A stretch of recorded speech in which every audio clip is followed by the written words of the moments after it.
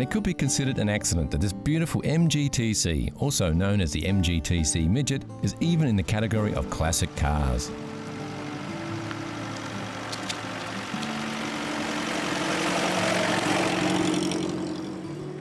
The MG story started in 1928 with the release of its first vehicle, the M-Type or Midget, and it was an immediate success. It was produced and refined for nearly 10 years before the first MGT, the TA, was released in 1936. Well in a vintage class and not even close to the classic era. It was closely followed in 1939 by the TB. The T-Series MGs of the time were also available as a luxury four-seater in several body styles: the WA Sport Saloon, the Charlesworth Tourer, and a very exclusive Tickford Drophead Coupe. Just over 300 of these cars were built over a 12-month period. By the time the TC arrived, the luxury lines were dropped from production.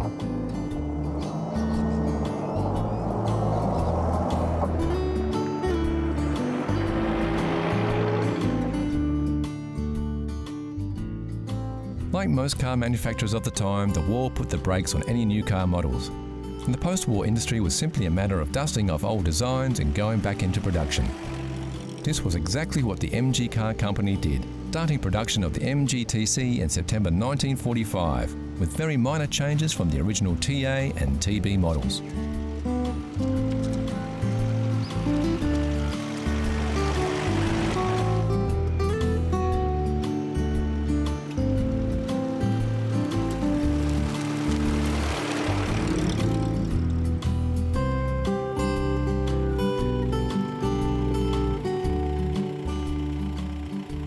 The TC was a pre-war car in a post-war market, and management at MG didn't have any high hopes for its success, but forged ahead anyway while they worked on designs for future models.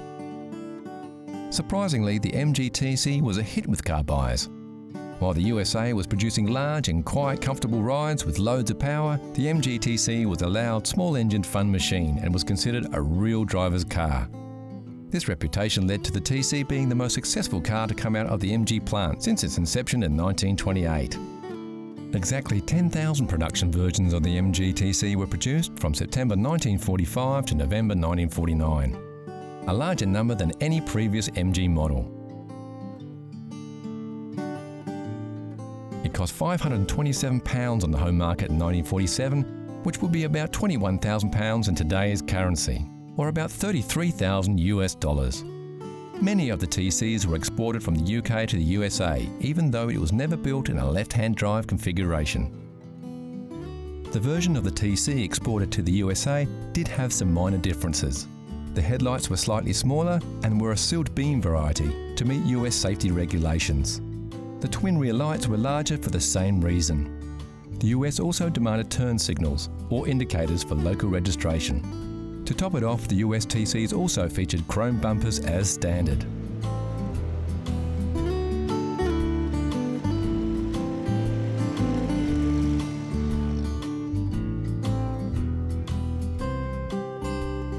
This particular MG TC is a fantastic example of a beautifully kept vehicle. The styling is unmistakable, with the classic wire wheels, synonymous with MGs, featuring the propeller-style knockoff, emblazoned with the MG logo. The organic lines of the rolling fenders that sweep right back to create running boards are in stark contrast to the angular, rigid structural design of the front end and the classic tall grille. Rounded chrome external headlights really accentuate the initial design era of the vehicle. Later models had these incorporated into the fenders for a more modern look. Driver comforts are at a minimum in the MG TC. A cockpit-style driver position in front of a very retro spoke steering wheel set the tone for a plain but functional interior. Classic instrumentation spread right across the dashboard, a flat windscreen and suicide doors are all hallmarks of a time long gone.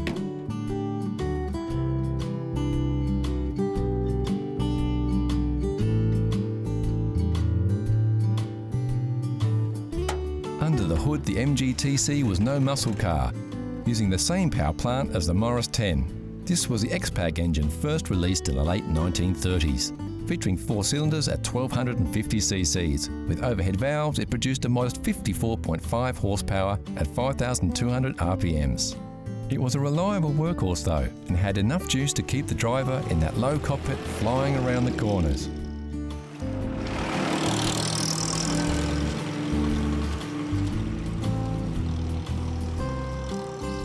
For a classic roadster like this, the hood or ragtop is really just for rainy days, and rumour has it, if you are caught out for a drive in the sun with the roof up, you will get a ribbing from any fellow MGT drivers, and so you should.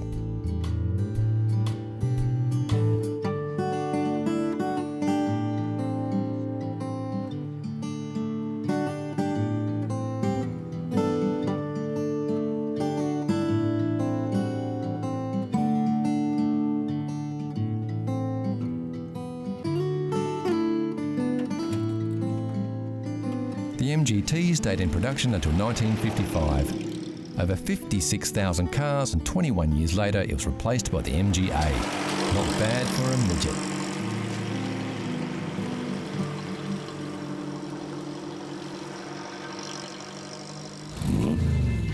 Here's a challenge for all you classic car fans. Know Your Chrome gives you a peek at some close-ups of classic chrome. Look at the shapes. Do you recognise the lines? Can you tell which car sports this shiny styling? It's too early for clues, but we can tell you it's a car, it's a classic, and it's very, very cool. Look closely, and we'll give you more hints later in the show. Next on CC, the Classic Car Show. An exciting way to land yourself a classic car. A great Jag of tomorrow, and our buyer's guide to Porsche.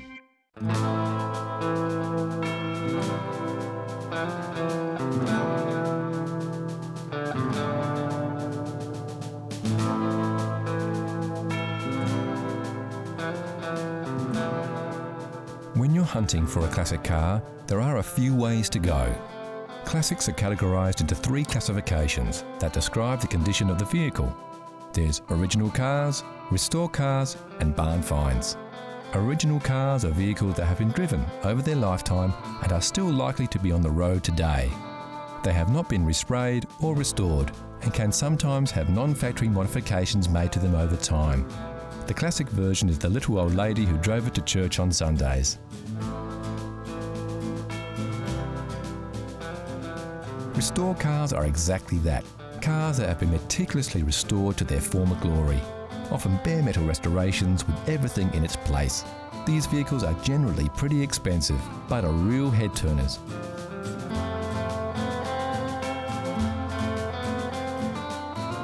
There is, however, a much more exciting way to land yourself a classic car. Much like hunting for treasure, you can keep an eye out when travelling in the country for the elusive barn find. But what is a barn find? A barn find is generally exactly that. It's something that's found in a property or an old barn. Its condition may be good, but in most cases it's generally pretty poor because it's been used and in many cases abused. You have to remember these cars have probably gone through many hands before they've finally ended their days sitting in a barn. The barn find can be an exciting experience. It's not unusual to discover more than one car in a large barn, and sometimes they are in excellent condition. More often than not though, the barn finds are a whole lot of hard work. The general state of a barn find can be not too bad if it's been kept or at least preserved to some extent by sitting in the barn. However, in many cases it may mean that there have been rats inside the car and they've eaten the upholstery, they've laid nests in the upholstery. In some cases other wild animals have got into the car, or in some cases people have taken the doors off and allowed the car to be used as a sort of chook shed or something. So the interior of the car can be in a really, really appalling condition. The exterior of the car might not be too bad, but then again, if it's had years of rust, etc., then it's decayed quite a bit.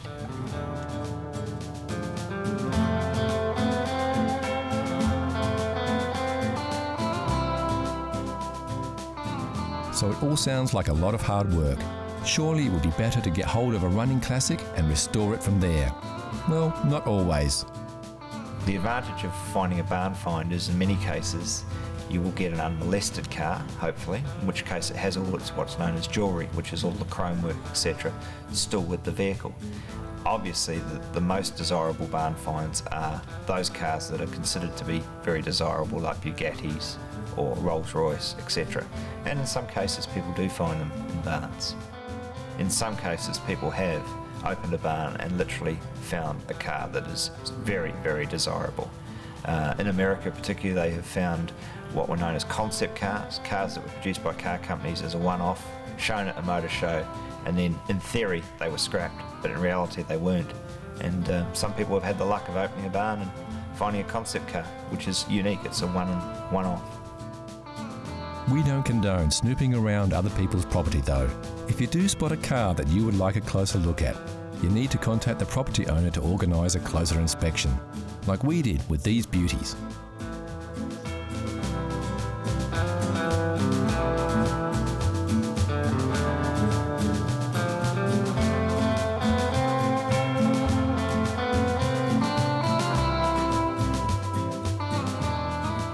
Classic car fans will always be searching for those elusive treasure moments, but they don't come along often. And remember not to get too excited by a rusting hulk in a shed somewhere, unless you really, really love it, or it's a collector's car. It could be more hassle than it's worth.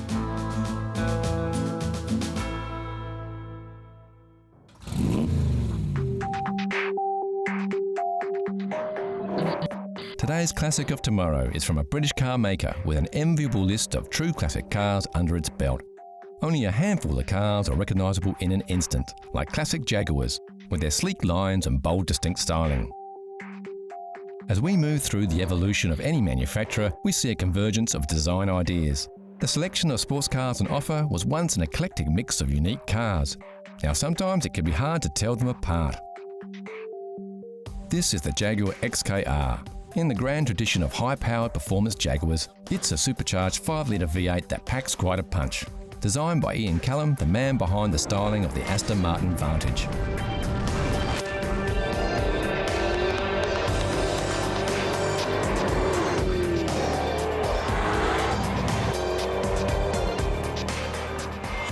So how much does it cost to buy a performance car of today that will be a classic of tomorrow? Around £60,000, or about $95,000 will get you a new one.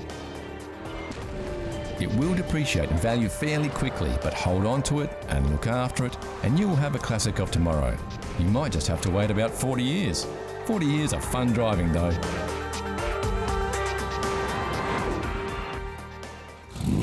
So you've always dreamed of owning a Formula One race car, tearing around the track at 200 miles an hour. But maybe you just don't have the millions to spare. So it's time to look for something a little more practical that will still fuel your high-octane dream, like a Porsche 911. Yeah.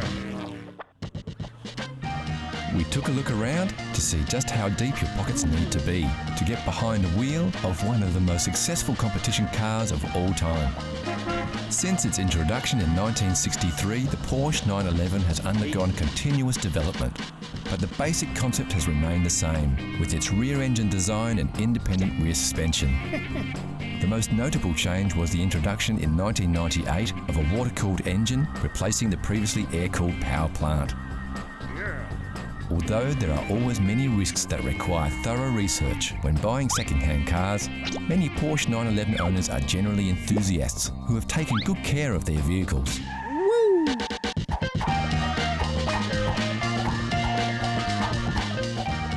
We went shopping for the 1969 model, like this slick black speedster, for around $30,000 or £18,000.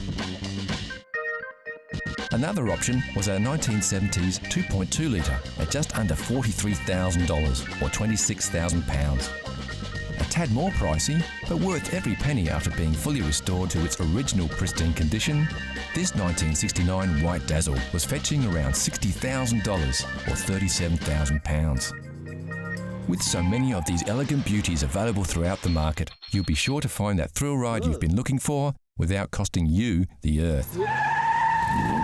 So how well did you go with your first peek? How well did you know your chrome?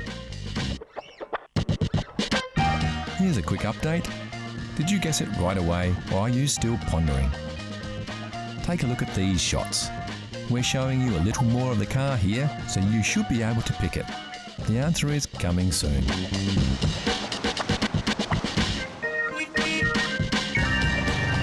Next First on CC, Classic Cars, we reveal the Know Your Chrome mystery car and then go for a cruise in some classic American monsters.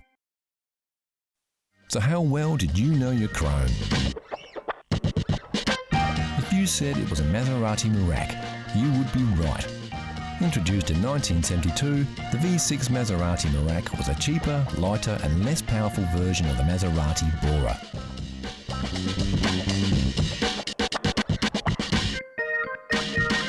With a lower weight ratio and better weight distribution, the Merak may have had less power, but it handled far better than its V8 counterpart. Ladies, Gentlemen, the magic of the past doesn't last. what we want to see Is the magic of the present. The new Oldsmobile.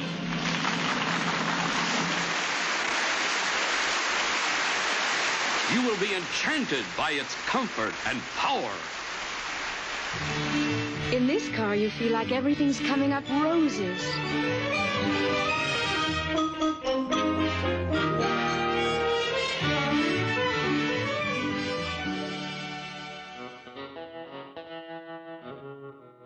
Some may say that they just don't make them like they used to, and in the case of this pair of 1960 Yank tanks, they definitely don't. Oldsmobiles were produced from 1949 until 1999 as a division of General Motors, and from 1950 to 1974, the 88 was the division's top-selling line.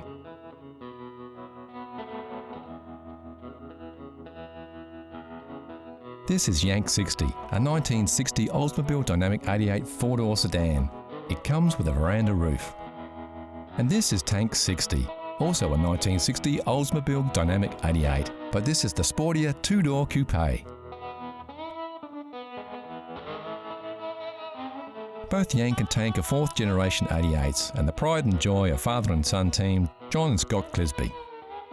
I've had the Oldsmobile for probably 10 years now. Bought it locally. My father's was actually a 50th birthday present, so he's had his for about 10 years as well. So yeah, it's quite good fun. Almost matching cars, same year, same make, same model. The fourth generation models were completely restyled by General Motors with a longer, lower and wider body, which was promoted as the linear look by the American manufacturer. Other changes included a new grille and taillights, a revised rear design and a modernised instrument panel. These cars were built for cruising, with a soft suspension and turning circle of a jumbo jet, and a larger-than-life personality.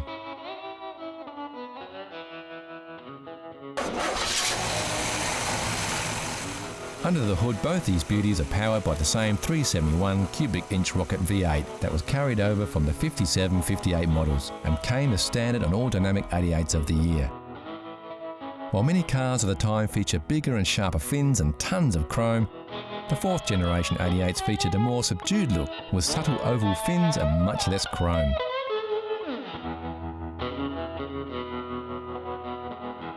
Yet both these cars, with their sharp 60s stylings, still make their own undeniable statement to the world. Yeah, probably if you're looking to buy one today, you're probably looking around $20,000 to buy one.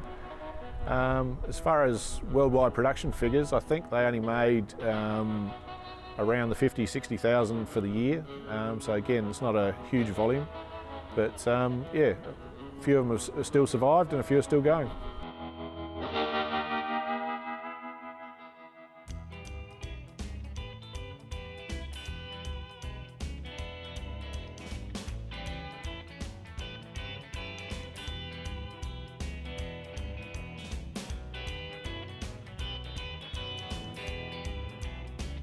The driving experience is great and they're so easy to handle, with power steering that makes these giants surprisingly responsive.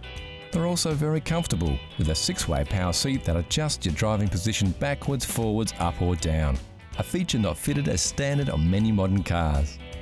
For a 1960 car, it's got power seats. It's a pillarless car, which means you can wind down the windows and have no door pillars. They come with an electronic eye, which is a headlight sensor gadget, gizmo from the 60s. And yeah, it's a large V8, automatic, very comfy to ride around in, very drivable car.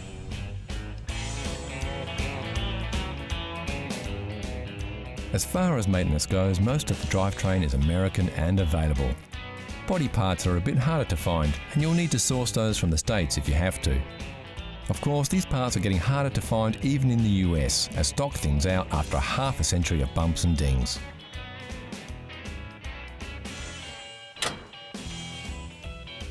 General tuning and maintenance is pretty straightforward though, and you should be able to get most components over the internet or even locally.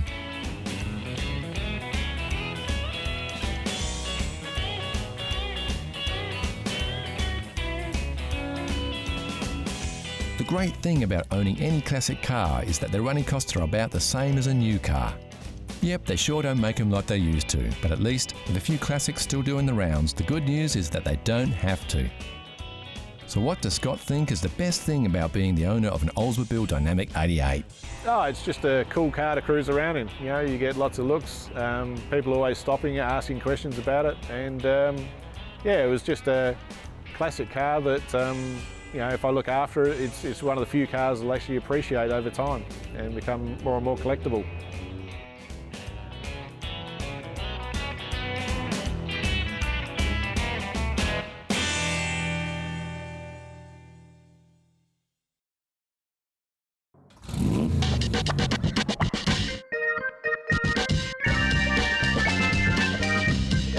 Classic cars are everywhere, from the much-loved runabout to the rare and valuable collector's items.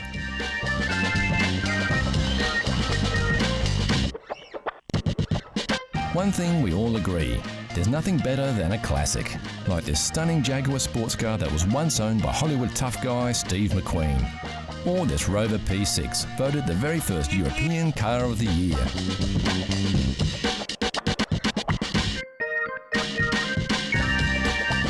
Of course, you don't have to be rich to drive a classic. You just have to love classic cars.